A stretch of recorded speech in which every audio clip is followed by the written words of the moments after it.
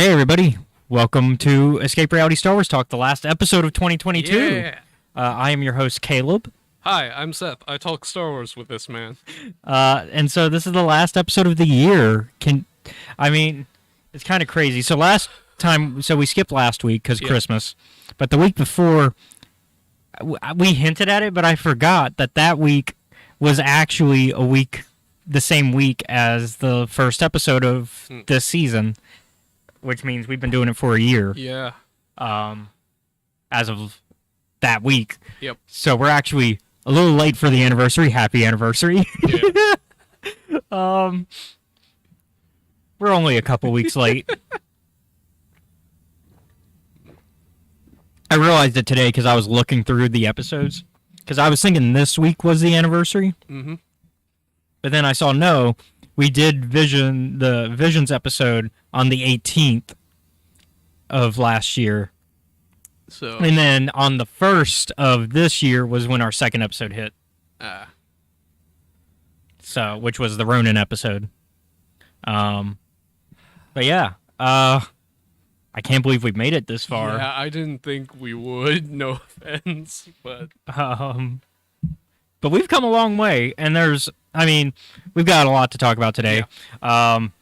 We'll get a little more, what's the word I'm looking for? Not emotional. Yeah, sentimental. We'll get a little more sentimental in the halfway, but we're going to first talk about Star Wars news. But first, let's get the business out of the way. We'll do the Star Wars news, and then we'll do the sentimentality, and then we'll do our review for today. Yep. So we'll start with so they announced the January 2023 PlayStation Plus lineup is out. Mm-hmm. And of course, we know that Jedi Survivor's coming out. It's really close to being here, like 3 months, a little less than 3 months, really. So they decided that they're going to put Jedi Fallen Order for free for PlayStation Plus members next month. I think this is a great move. It's a great way to build up even more anticipation, especially for people who may not have been able to play the game yet. Mm-hmm.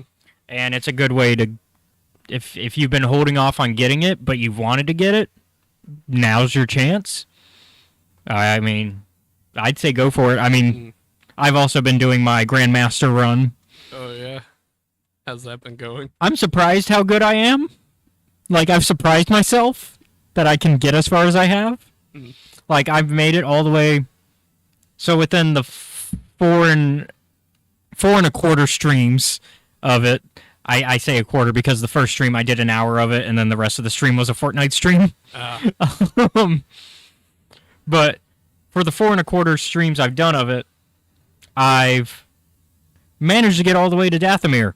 Mm. The first time you visit Dathomir, because I've been going. So normally I go to Dathomir first to get the double-bladed lightsaber. I already knew I was not doing that for Grandmaster run because I've done it on higher difficulties before and I just can't. I can't get past the Night Brothers, and so I was like, I'll just save it for when I'm supposed to go there. Oh yeah. So now I'm there. So I've done. So all that's left. All that's left is the 2 visits to Dathomir, Ilum, and the final showdown. And then, of course, I do want to play a little bit of the, there's in New Journey Plus, which is what I'm playing it on. It's like a New Game Plus, but they don't give you your abilities. They just give you all the cosmetic clothing that you've picked up. Any of the boxes like that you found, cosmetics and stuff, that's all that you keep in the New Journey Plus.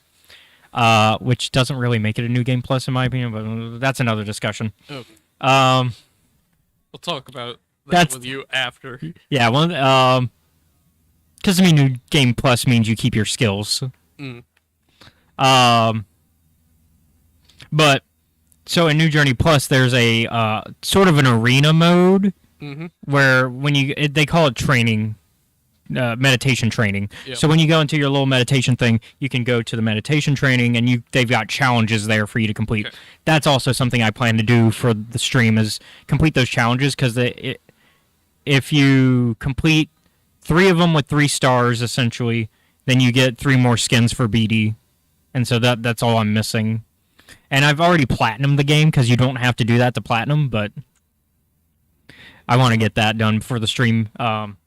But yeah, so considering that I figured that I would still be probably on Kashyyyk at this moment, I'm doing better than I thought. The arena so far has been the hardest. Not the training arena, but the monster, the bounty hunter arena. Oh, yeah. That's been the hardest. That took me about an hour. But thankfully I had help from one of our Twitch subscribers, Matt. Matt helped me out with that. He reminded me that for the spider creature, the giant spider creature, there's a if you perfect parry a specific attack that it does, it's a one-shot kill.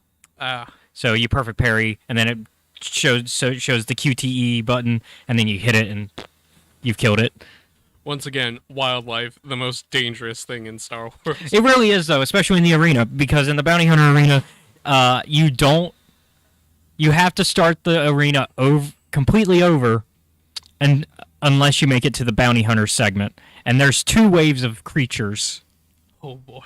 So, and the first wave I was getting past just fine, because really you're only fighting the Ogdabogdo, the frog-like creature, and like I had come up with techniques to deal with the Ogdabogdo. You pull its tongue, cut its tongue off, because you can do force pull and do that. There's actually a trophy for doing that, for removing its tongue, and so like it's a good way to get rid of one of the main attacks that it uses. But then I was learning to perfect parry the rest of its attacks, except for its unblockable attacks, because it has the red. It lights up red for the unblockable attacks.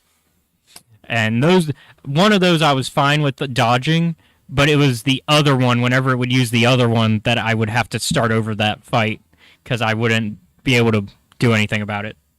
All right. But yeah, so that's how I'm doing on Jedi Fallen Order. Okay. For Grandmaster. I do recommend at least playing the game once for the story. The story is really good. I'd say you don't even have to play it on Grandmaster. I'd say play it on story mode. That's what I normally play my video games on. I'm just doing this Grandmaster challenge just for my own entertainment and for the entertainment of anybody who watches on the Twitch streams. Because I figure it's a fun little thing to do before the new game comes out. Like, if a game has a story mode or like the game like an average one, I'll probably go with the average one because that's what the designers intended. Yeah, like normal mode is I just do story mode because I know that I suck at video games sometimes, and I just want the story sometimes. I'm not the best at video games, but I'll be damned if I choose the easiest setting. See, I'm willing to take that lazy route. It's fine. I want to enjoy the story. But yeah, the rest of the games that are coming out for PlayStation Plus, not Star Wars related, but in case you were curious, Fallout 76. All right. Which, from what I've heard, 76 has gotten better over time with the updates. If it comes with the updates, then that's great. If it doesn't, then oof. And then Axiom Verge 2, which I've never heard of. I don't know what the hell that is. That's their indie title, because PlayStation Plus likes to do an indie title at least. They like to try at least one indie title, which I appreciate about how PlayStation Plus works, because it's like, oh, you're bringing forward a title that I probably wouldn't have played if I never heard of it, like if you guys didn't put it forward. And I usually will play the indie titles that they bring forward, because I'm like, I'll at least try it, because I mean, I accept all the free titles they give me, so like, I'm gonna be like, oh, I'm taking all of them anyways. I might as well at least play the indie title. And I've gotten some good game, like Rogue Legacy. Before it was big, was one of the indie titles, and I loved Rogue Legacy. And now, of course, we got Rogue Legacy 2 because it did so well. I mean, so yeah, Once again, for Star Wars fans, though, make sure if you have PlayStation Plus, grab Jedi Fallen Order in January, because it's going to be free. All right. The other thing that's kind of newsworthy-ish is Ron Howard recently came forward to discuss Solo 2, and unfortunately broke a lot of people's hearts by saying it's not currently a Lucasfilm priority, which I kind of figured. Yeah. Like, there were rumors here and there that Lucasfilm was talking about it, but it's not. But it doesn't seem like a priority project. And that most of the discussion, according to Ron Howard, has been coming from the fans. Mm-hmm. And that makes sense. Yeah, because to be honest, I don't think we need one. I want so You want one, but you don't I've need discussed it recently with somebody. I think the need for a solo sequel is less to tell Han's story, but to tell the story of Crimson Dawn. Mm. Yeah. Because there's a piece of the Crimson Dawn story that's missing. Like, we can kind of fill in the blanks, but we don't know the exacts. And that is, how did Kira take over from Maul? Yep.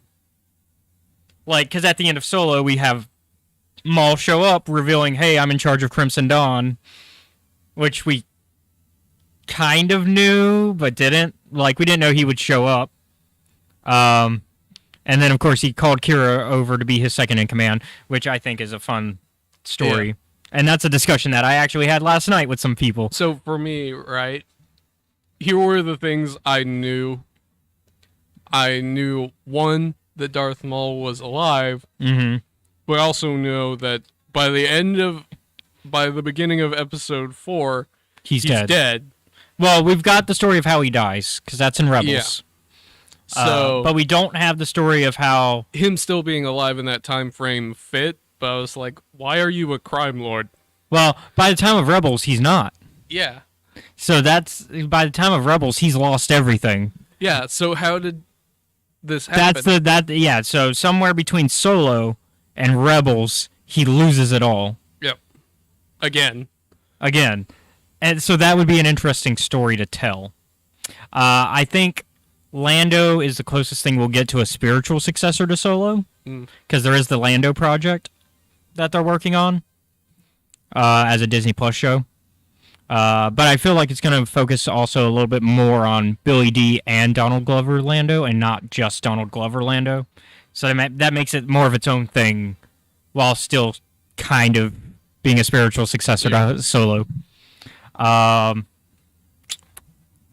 And so that's it. That's it for the new stuff and the stuff to not be concerned about. Yeah. So let's talk about let's go into some sentimentality, because it's it's the final episode of our 2022 list of episodes. Let's talk about our favorite projects for the year. Okay, you go first. Oh, no. No. But this was your idea. I can go first. Yeah, go first. No, you. Where's a coin when we need to flip one? No, I'm kidding. Let me pull up what came out this year. I'm gonna pull up the list of what we talked about this year, so that way it helps me out a little bit.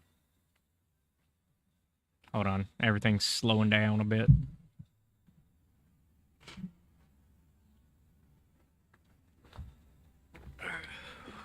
So we can't. So two things we can't talk about. We can't talk about Visions, and we can't talk about Ronin, because those came out last year, technically. Even though we talked about Ronin this year. What about the novel? Yeah, that's what I'm saying, Ronin. We can't. Damn it! Because that was last year, technically, it came out.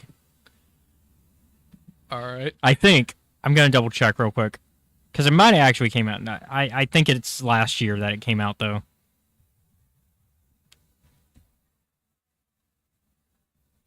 October of last year, yeah. Damn it. So we can't talk about Ronin. God damn it. Was that going to be like your number one? This is a good book. It is. It is a very good book. And I would also almost be inclined to agree that it's number one if we could include it. But yeah. Let me look at the list. Yeah. The others, I think, are... I think everything else is this year. Let me double check.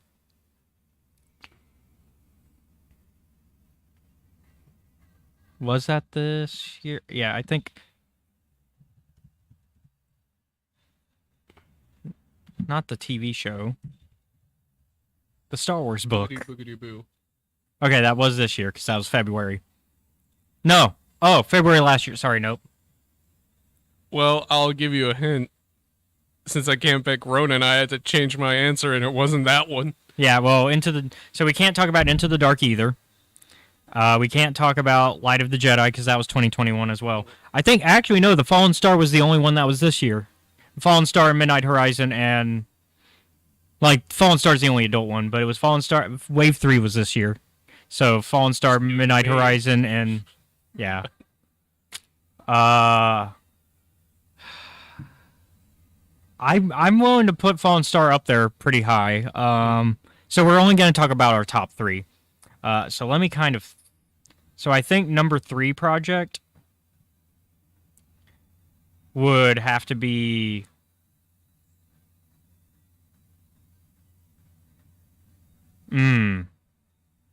See, this is tougher than I.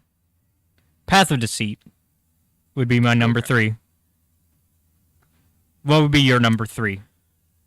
For me, number 3, I am going to put. I think I'm gonna put Book of Boba Fett at number 3. Okay. Yeah, I can see that. Book of Boba Fett's, yeah. Like, it's not everybody's choice, but it's definitely up there. Yeah. I like it because there aren't a lot of Jedi in it. Yeah. And that's not really what the story is about. I feel like I know what could be on your list because it is this year. Because I know you like that character. Ooh. See, I was gonna try to lean towards a video game or a TV show for number 2, but I forgot Brotherhood was this year. Oh yeah, and Brotherhood I might have to put as my number 2. Okay. Yeah, Brotherhood's gonna be my number 2 because I think it's a great Obi-Wan and Anakin story. Yeah. And it's before episode 2, and there's not. I feel like we've got a lot of between 2 and 3 stories. Is Brotherhood? It's before episode. No, sorry, it's before Attack of the. I'm sorry, it's after episode 2. You're right. It's just after 2. You're right. My brain just. Because no one in their fucking honeymoon on Star Wars gets to take a break. You're right. Yeah. You're right. Because the war. Yeah. Because the war's just starting. Begins. Yeah, the war's just starting. So Brotherhood is just after episode 2. But it feels like one of those stories of like a Attack of the Clones story, and I like that. But it's not. But it's not. But that's part of why I like it, is that it's like it has that vibe, and it's sort of a vibe that we don't have a lot of. Kiddo Nemoidia does not count. Yeah. For real though. Yeah, for real. So that's why I think, and plus that episode was fun. I loved having Char on. And that was also the week I was on vacation. Well, not really. I was at GCX. I was on vacation, but also working for the podcast. Diplomacy failed. Yeah. So you're number 2. So number 2 for me is, I'm gonna have to say, I'm gonna go with Tales of the Jedi. Another good choice. Yeah. I honestly, before we hit number 1, I think there are no wrong answers to this list. Like, it's whatever you feel like you enjoyed. Yeah. And I enjoyed a lot of this. And this year was strong in content. Yeah. Like, we have some of the best TV shows, and sure, there are some minor complaints I have with stuff like Tales of the Jedi, but they're not enough for me to hate it. Yeah.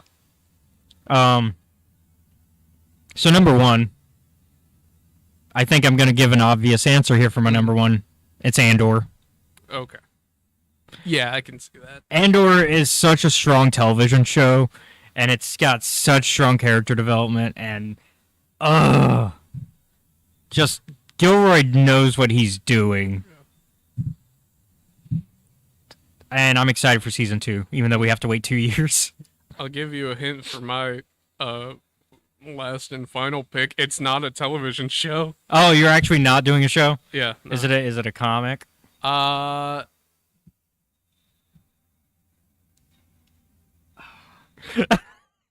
I'm surprised they're not on your list. They're good. Are they in your top 5? They are definitely in the top 5. Okay. For me, for reference, it's Monster of Temple Peak, which, if you've watched the show long enough, you know Seth is a big Ty Yorick fan. Yeah. So that's why I'm teasing about Monster of Temple Peak. Ty, I'm not a Jedi, Yorick. Don't call me that. Also, don't touch my saber. God, number 1. is more recent. Quest for the Hidden City. Okay. Yeah. Oh, yeah. I mean, Phase 2 has been strong. Yeah. I mean, I almost, if I didn't want to diversify my list, that's the thing. I'm diversifying my list, and so like it was hard for me to go, oh, just put all the High Republic, because I could easily put all the High Republic books in the top 3. Now, spot number 2 is negotiable for the most recent book we had. Oh yeah, Convergence. Convergence, yeah. Yeah, because there was Convergence, and then there was the Han Solo and Chewbacca Volume 1, Yeah. which is good, but I wouldn't even put it in top 5, maybe top 10. Yeah. Now, if we included this list to last year, that would change my answer. Yeah, obviously number 1 would be Ronin. Yeah, the fucking Ronin novel. But that then I mean, if we're going to talk about the year overall as our show, for like the year of our show, which I think is also fitting, then yes, we could include Ronin as number 1. And I would even put Ronin as number 1. And then I would put Visions as like number 3, honestly. Okay. But that's like saying, like, including the entirety of the year of our show. But that should have been 2 weeks ago, honestly. Yeah. Oops. Oh, well. We know better next time. Remember for next year. So, hopefully. yeah, so for the next year, we'll remember that it's the week before Christmas is our anniversary. The week before Christmas. Because we did the week before Christmas, then did the Christmas break, then did the... And all through the house. God damn it. But yeah. Okay, so that's our sentimentality out of the way, and a little bit of, like, our list. Feel free to throw your list, anybody watching in the chat, feel free to tell us what you think and what were your top 3 projects of the year. And so, let's get into today's topic, though. Yeah. Which is Revelation. Mm-hmm.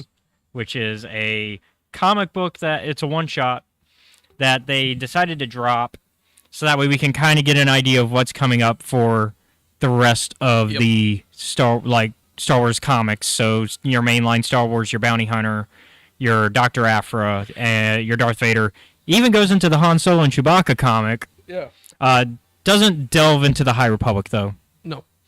But it delves into High Republic adjacent things. Yeah. It's mentioned. Yeah, it's mentioned, but it doesn't delve into the High Republic comic proper, or even High Republic Adventures, which makes sense because this is a Marvel printing, so it wouldn't do Adventures. But I would think at least the mainline comic it should have talked about. But I guess it makes sense when we're looking at stuff going forward, not backward. Yeah. So this takes place after the. So, spoiler warning, by the way. Spoilers. We're going to spoil all of this, so this is your one warning. Yeah, so this is your warning. I say if you like the comics and you kind of want to know what's coming up, you can read it. It's not a necessary reading, I think. Revelations isn't a necessary reading to everything, but I think it's a good read as like here's a sampler, you know. I view it as the sampler.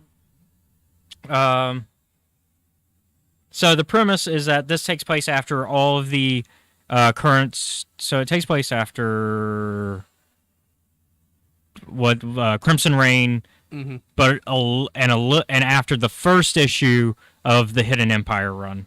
Okay. So the first issue of Hidden Empires happen, which is important because a very big thing happens, which is mentioned in this comic. And so we'll go from there. So Vader is on Mustafar, back at the home planet, where he goes to deal with he feels the call of the Eye of Webbish Bog. A thing that I have no idea what the hell it is, but he seems to know what this thing is, so it's like... Yeah, because it's introduced in an earlier comic that you haven't read for the Vader stuff. Mm-hmm. It's like after Vader's castle is built, he runs into this creature, and it's kind of like it's obviously force connected, which is why it's able to call on Vader. and it's basically asking him for help with something because it's in pain. Yeah. And he can also see Vader's pain, and he's like, "Here's a vision of upcoming events." Yep. And we get hints of what's going on in the Vader comic with the handmaidens, who turn out, like, we already know Sabe's alive, because, like, in the current run of comics, Sabe's been working with Vader. Turns out the other handmaidens are alive, which is part of potentially Sabe's plan of getting revenge for Padme. But it seems that Sabe's getting closer to working with the Emperor.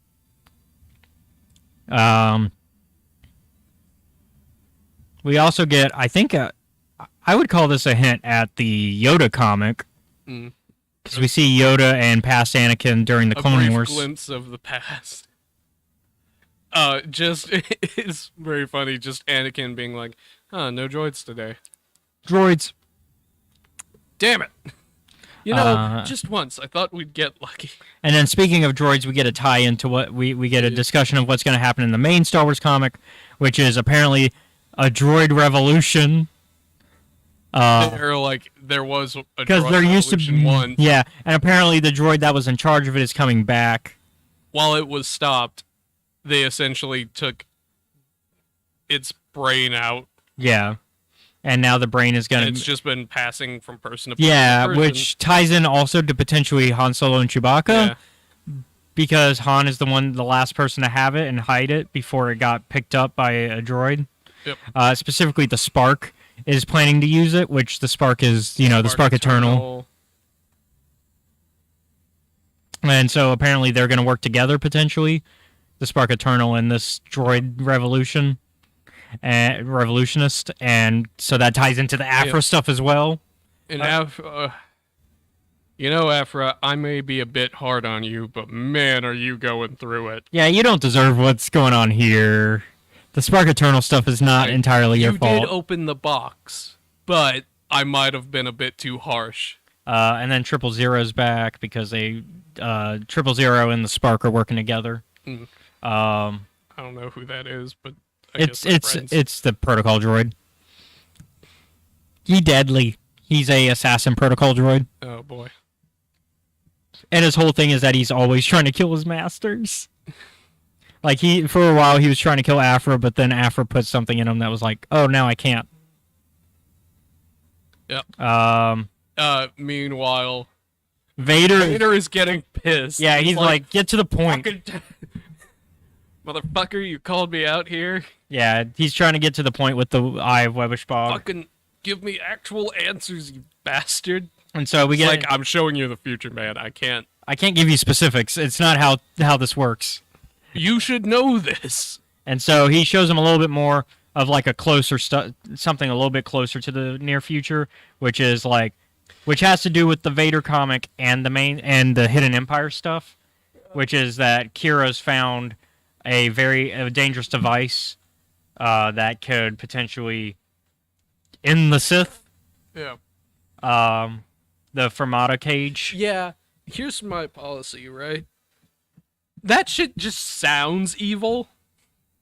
So what we know is that it carries an older... So what we do know is that it carries an older Sith spirit, and that Kira is trying to release it. Great. To...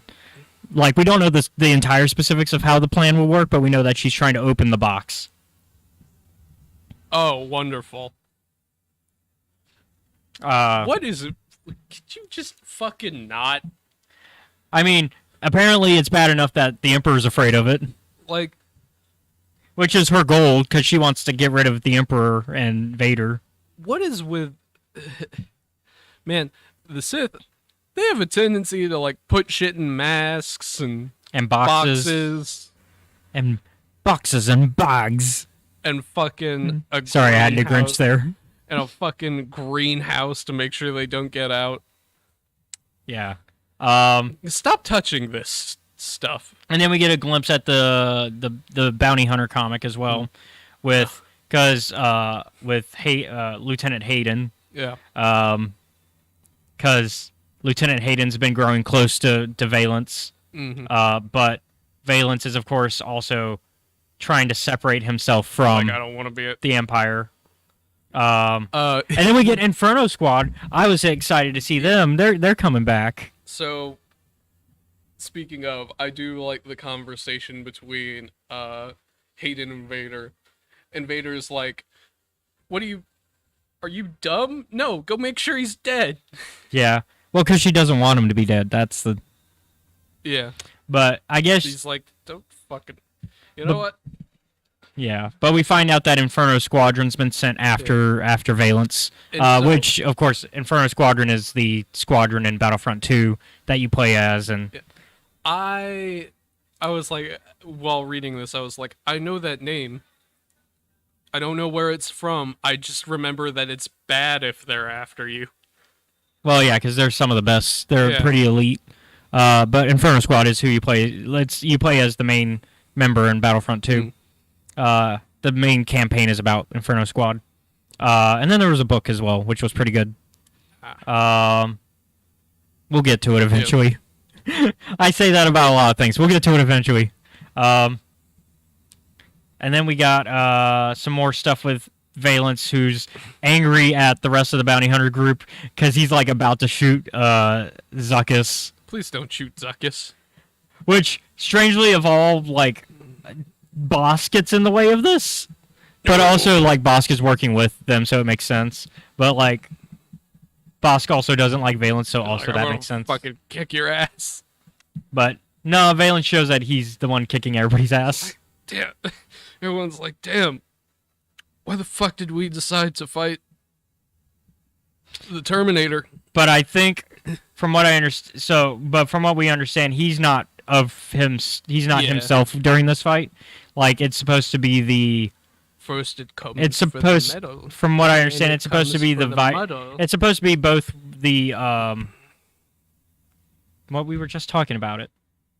Then it comes for the mind.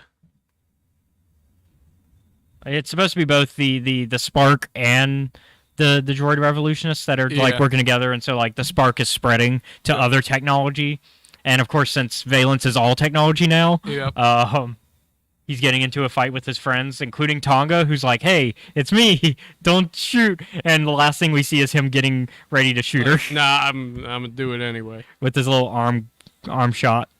And then, of course, we see the mainline Star Wars stuff where Luke and crew and Lando and Leia are discovering the past of the droid revolutionist and find him.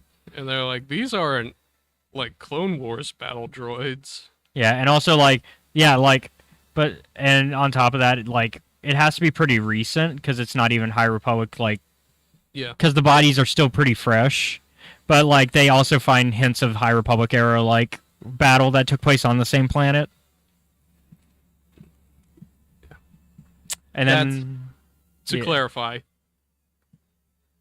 when Lando asks, like, where are all the organic bodies, Luke's response is like, no, this happened a long time ago. Yeah, with the battlefield that they show up. But that's not the fucking massacre that he sends in. No, because they then find, like, actual dead bodies in another... Like, once they go into some sort of base. Yeah. And Luke gets into a fight with the revolutionist droid. And the revolutionist droid is like, what? I mean, I'll fucking answer to your sense of justice. He's like... Especially when he finds out that he's a Jedi, he's like, oh, sweet, I haven't got to kill those in a minute. I can fight a Jedi. I thought they were all gone. I'm gonna...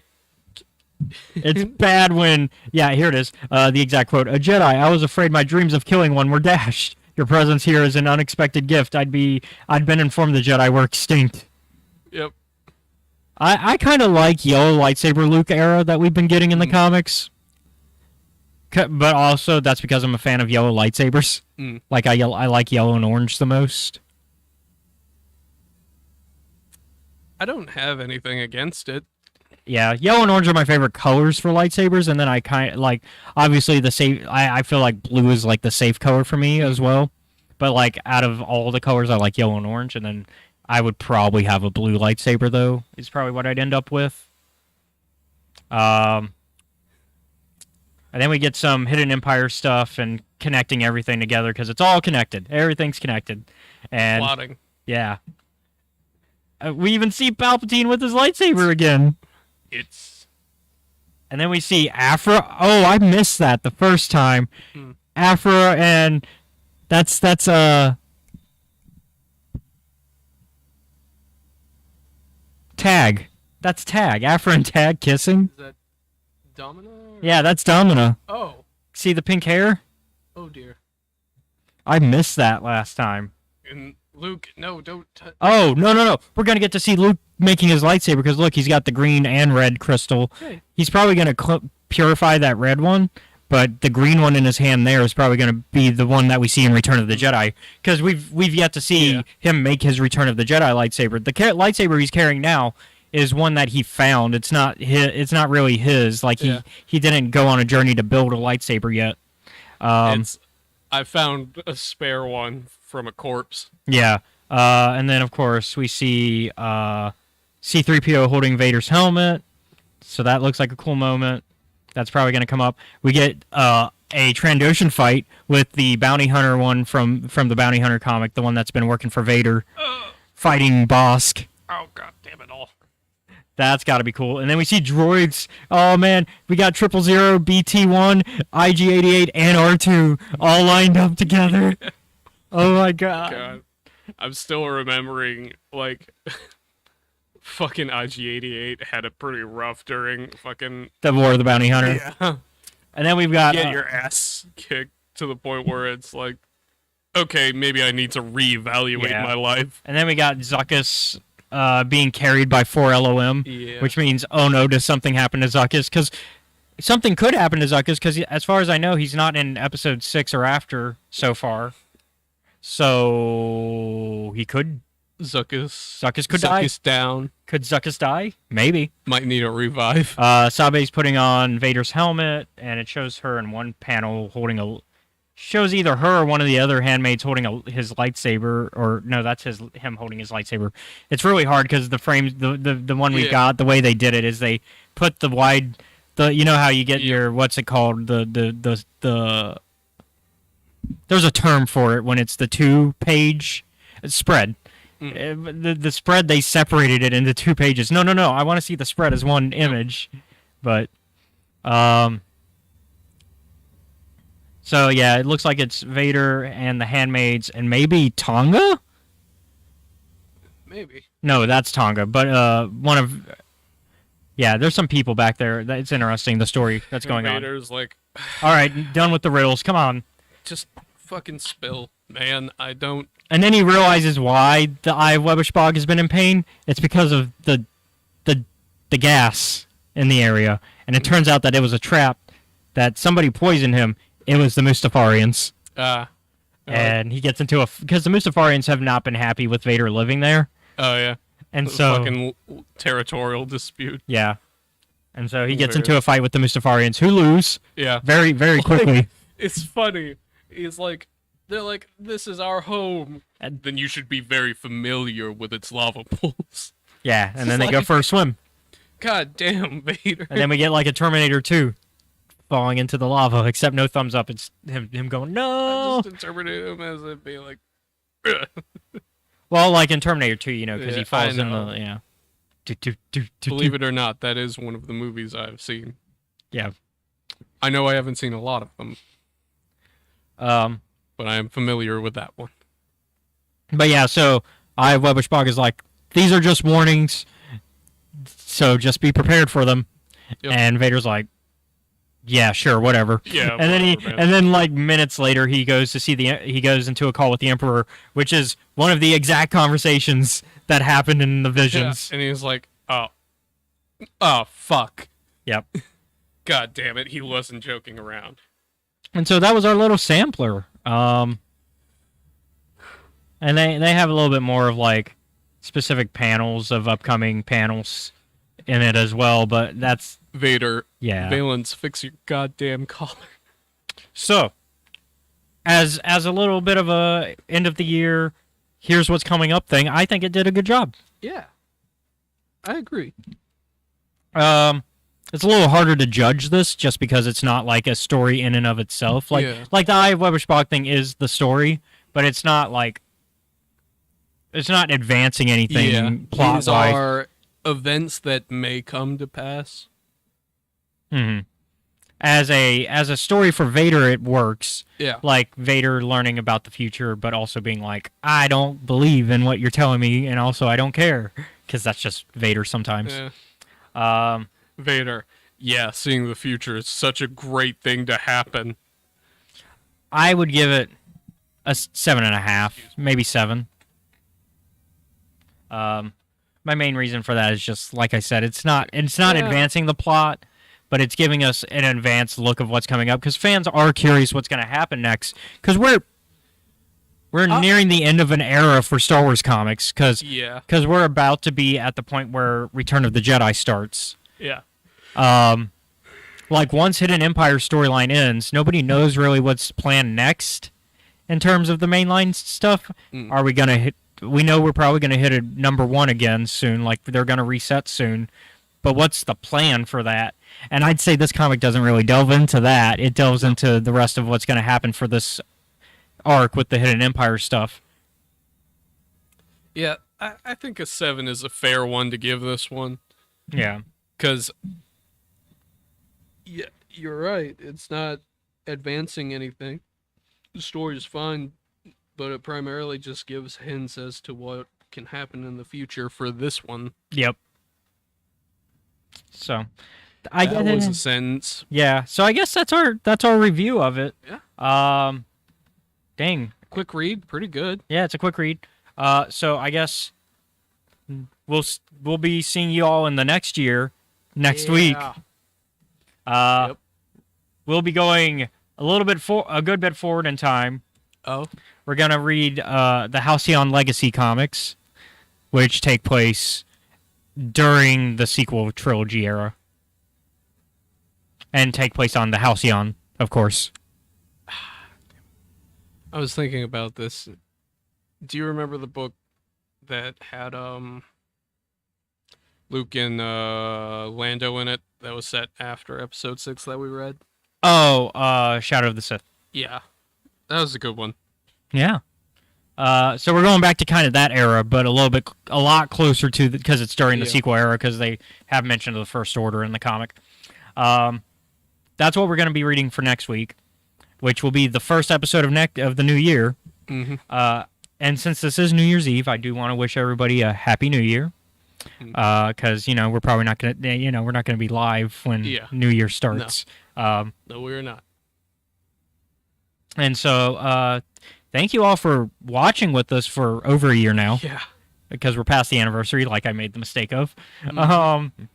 Thank you all for watching us as long as y'all have. And be sure to give us a like or subscribe on the YouTube channel, youtube.com/Escape Reality Films. Be sure to check us out on Twitch as well and subscribe or follow there. That's twitch.tv/Escape Reality Films. I'm also on Twitter and Hive at Escape Reality 94. Those are both social media apps. Hive is very similar to Twitter. It's kind of like Twitter meets Instagram sort of deal. And then thank you to Mobcast Network for providing the space. We've got Cult Movie Cantina that they do podcasts for. We also have Tuesdays with Scotty and My Star Wars Life. They will be starting fresh in the new year. So we'll be recording because we just talked to Scotty. He was just here. Yeah. The next Sunday from tomorrow is when we'll be recording our next episode and it'll be kind of a start of the new year, belated Christmas episode. And you can find their podcasts on youtube.com/Mobcast Network or any podcasting app where podcasts are available. And you also shout out to Gamers and Geeks, our local game shop, which is who provides the space to Mobcast Network, who then provides it to us.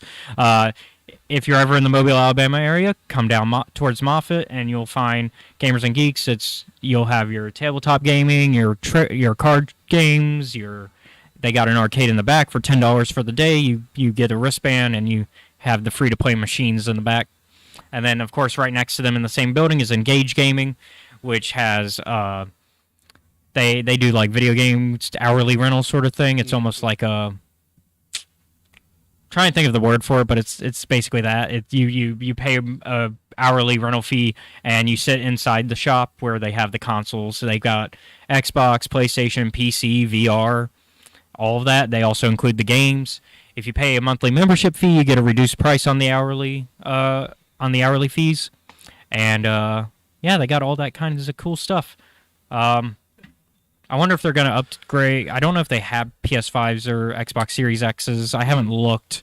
But if they do, that would be cool, especially for people who want to play Jedi Survivor, because that's only going to be next-gen consoles and PC, or current-gen, really, which is a whole debate, and we could probably have that discussion once the game comes out. Because it's already a discussion people are having of, like, whether or not it should also be last-gen, PS4, Xbox Ones. There's a discussion to be had there. I think there's value to both sides of it. Okay. But I say we save that for when the game comes out, because I think we'll be better informed of the product by then. Which I have already pre-ordered the copy because I have a PS5, so I already pre-ordered the deluxe edition. To play it.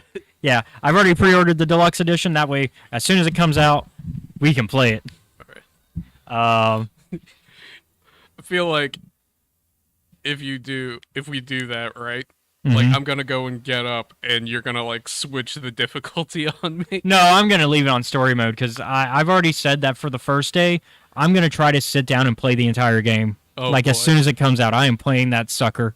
And on stream, I'm gonna hop on Twitch and play the entire game until I'm done. Oh. I'll take breaks, of course, like bathroom breaks and drink breaks, and food. But, like, besides that, I'm dedicated to finishing that game. And then and then of course you and I will do a separate gameplay because it's Jedi Battle Scars. So you know what? Since let me give a little bit of a layout for January at least. So next month, so this first month of the new year, we're going to do Halcyon Legacy next week, like I said. We got a new Tales of Enlightenment short story. Ooh. A different perspective. I've already read it. It's decent. And then we got Obi-Wan: A Jedi's Purpose, which is a comic, the Obi-Wan comic. And then we got Volume 5 of Dr. Aphra, which will have our first guest of the new year. Yeah. Yeah. And I'll introduce who that is, because we're going to have them a couple times next year, because they said they wanted to be on the Dr. Aphra and Darth Vader issues. And then, so what I was going to say for Jedi, though, we got Jedi Battle Scars coming out, and then a week later, Jedi Survivor comes out, right? Mm-hmm. But the way that I've got it scheduled for us to talk is we're going to do Jedi Battle Scars, and then we're going to talk Master and Apprentice, because a guest wanted to talk about it, and it was already dated for that week, right. and I didn't want to move the date on them. And so we'll talk Master and Apprentice with the guest, and then we'll do Jedi Survivor. So that'll give us 2 weeks to play it for you, because I'll have already beaten it probably, because like I said, I'm going for day one beating it. Yep. Or at least within a 24-hour period of beating it. And then after Jedi Survivor, we'll be talking Bad Batch Season 2 with another guest. Next year's going to have we've already got 1, 2, 3, 4 episodes with guests next year. So that's exciting. That, like, we haven't even gotten into the next year, and we've already got guests lined up. Because I think our best episodes are with guests. Yeah, I would agree with that. Like, I like the episodes of just you and me, but it's more fun when we have somebody else to bounce off of. Yeah, and so I'm excited for next year, and I'm excited to get more guests. Like, if you're a Star Wars content creator and you want to reach out and be part of the show, I used to advertise this more. I feel like I should again. We do have an email address that you can reach out to us if you want to be a guest on the show. It's escaperealityfilms@gmail.com. I look at those emails every day. So, like, if you want to reach out, we potentially will have another guest as well within the April period, I think, within the March or April period, because I'm talking to somebody about appearing. but that will probably be a pre-recorded episode because of a scheduling thing where All right. so it won't be live, but I am working with emailing back and forth with somebody about being on the show. Okay. And I've been trying to reach out to them for a minute because I met them once and they seem really nice. They have a good podcast.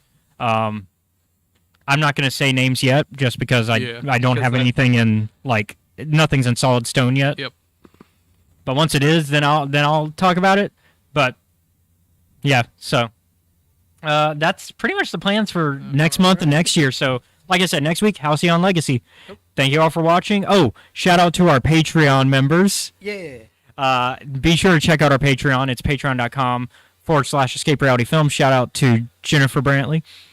And shout out to our Twitch subscriber, Matthew. You are awesome. And that's everybody, I think. Everybody, right? Yeah, I think we got everybody. We'll see you guys next week with Halcyon Legacy. Yeah. And Happy New Year. Happy New Year. I have spoken.